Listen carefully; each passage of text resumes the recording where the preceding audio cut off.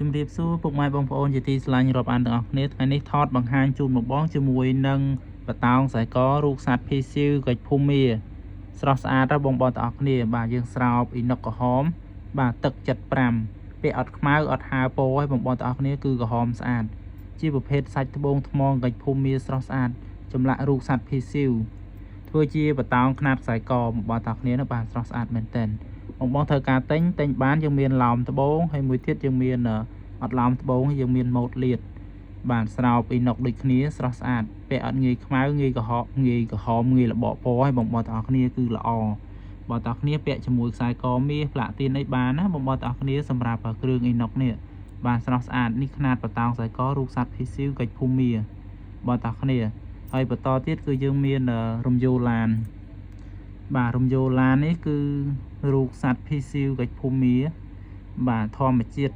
សុទ្ធល្អជូរបំបង 100% ខ្នាតរំយោឡានបងប្អូនទាំងគ្នាទិញបានទាំងអស់គ្នាបងប្រុសបងស្រីបាទតើមានស្តុកបាទស្រស់ស្អាតហើយបន្តមកទៀតគឺយើងមានម៉ូតត្បូង Aventrin ស្រូបលុយបាទម៉ូតថង់លុយហើយបងអូនក្រងជាអំបោះ5ធាតុដាក់អង្កាំ5ធាតុនេះទៀតបាទសម្រាប់កាយឆុងកាត់ឆុងឆ្នាំ2025 26ឆ្នាំណាក៏យើងទិញបានដែរបងប្អូនទាំងគ្នាគឺល្អទាំងអស់អរគុណបងសម្រាប់មើលវីដេអូបងអូនប៉ុណ្ណេះបាទជួបគ្នានៅវីដេអូបន្តទៀតអរគុណជម្រាបលា